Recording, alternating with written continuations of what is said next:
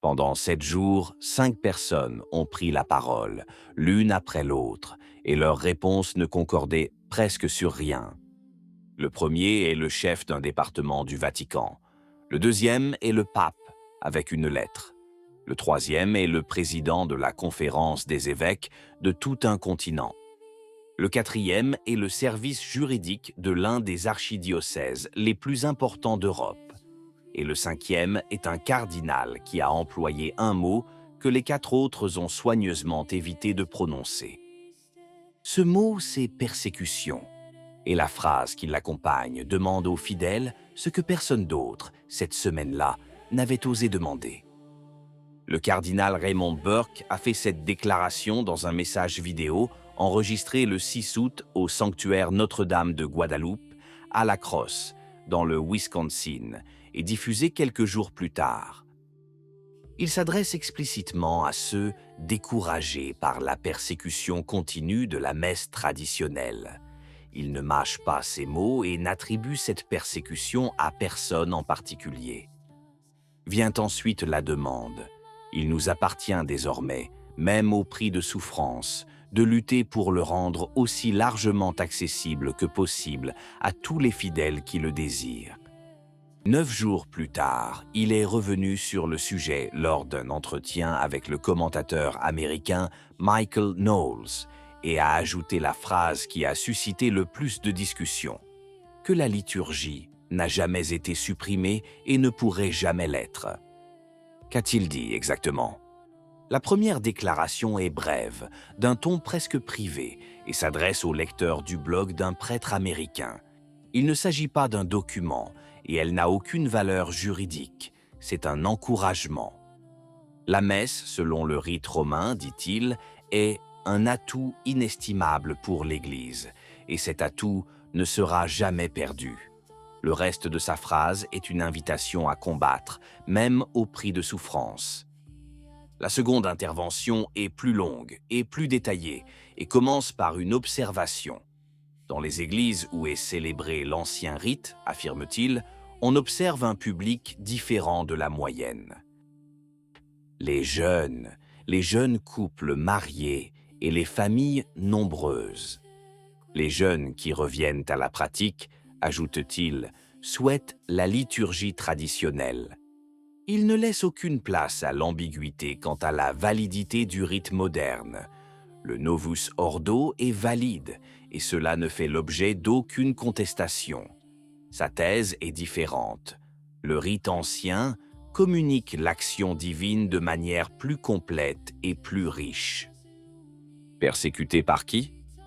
Le cardinal ne cite pas de nom, mais la semaine où il prend la parole, il les cite lui-même, et il vaut mieux les énumérer dans l'ordre de leur arrivée.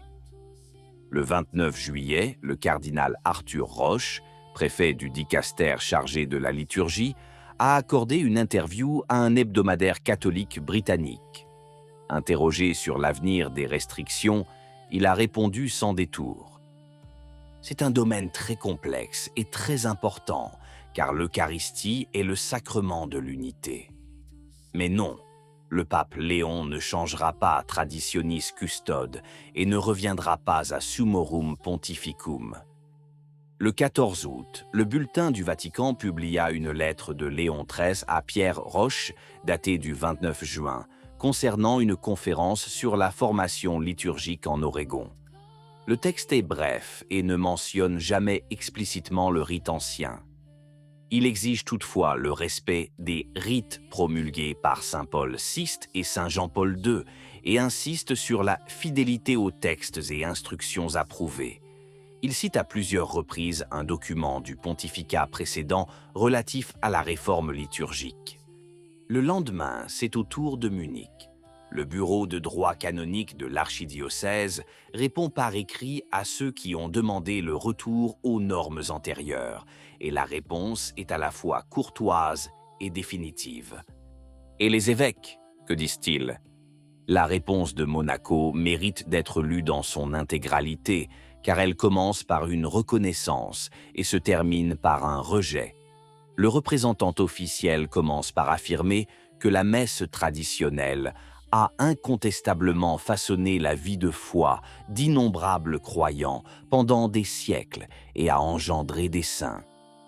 Il ajoute que la loi de 2021 ne contient aucun jugement déclarant l'ancienne forme nuisible. Vient ensuite le passage crucial. Les anciennes règles ont été entièrement remplacées. Le droit du prêtre de célébrer sans autorisation n'existe plus et un retour à l'ancienne forme ne relève pas de la compétence de l'archevêque. Aux États-Unis, la situation est différente, comme l'a déclaré le président de la conférence épiscopale. L'archevêque Paul Co. Clay d'Oklahoma City s'est exprimé à la télévision le 13 août. Pour les fidèles attachés à l'ancien rite, admet-il, c'est un dilemme.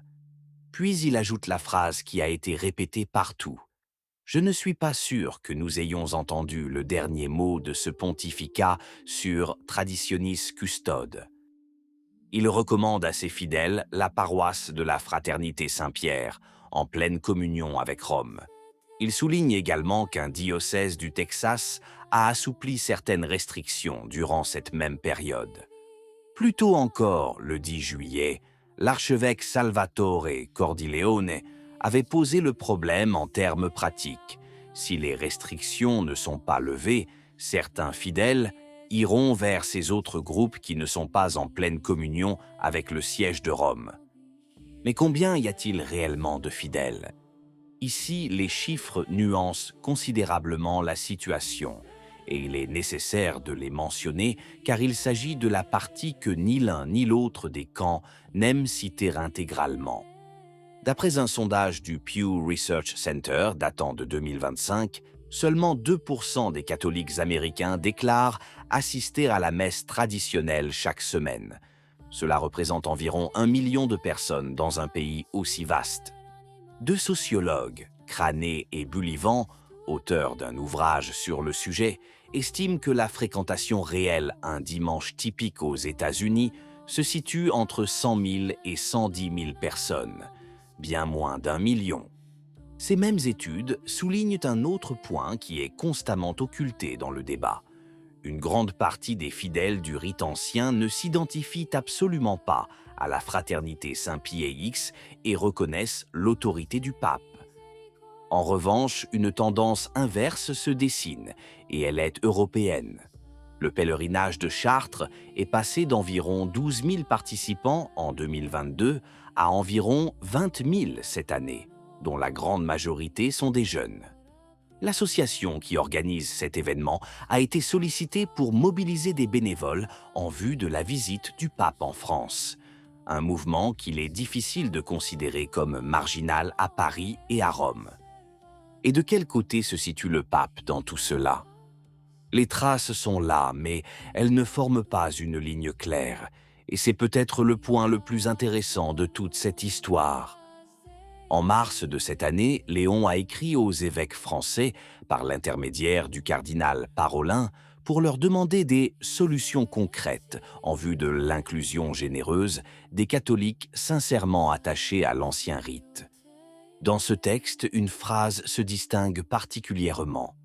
Il est inquiétant de constater qu'une plaie douloureuse continue de s'ouvrir au sein de l'Église concernant la célébration de la messe, sacrement même de l'unité. En octobre dernier, il a accordé à Burke la permission de célébrer la messe selon l'ancien rite à l'intérieur de la basilique Saint-Pierre, une permission qu'il aurait facilement pu refuser. Mais dans une interview accordée l'année dernière à un journaliste américain, il a également déclaré autre chose, que pour certains, la liturgie est devenue un outil politique et que la polarisation a atteint un point où les gens ne sont plus disposés à s'écouter les uns les autres. Au final, le seul conseil pratique qu'il donne de toute la semaine vient du cardinal lui-même, et il est étonnamment simple. Il n'appelle ni aux manifestations, ni aux pétitions, ni aux perturbations. Il demande aux fidèles de faire connaître leurs souhaits à leurs évêques et surtout au Saint-Père, tout en précisant une chose, ils ne remettent pas en cause la validité du concile. Il se souvient notamment du cas d'un évêque qui ne ressentait aucune attirance pour ce rite, mais qui décrivait les fidèles qui y assistaient comme certains de nos catholiques les plus fervents. La seule question de l'évêque était « Pourquoi devrais-je les en priver ?» Qu'en pensez-vous? Si la vidéo vous a plu, laissez un commentaire. Amen. Que Dieu vous bénisse.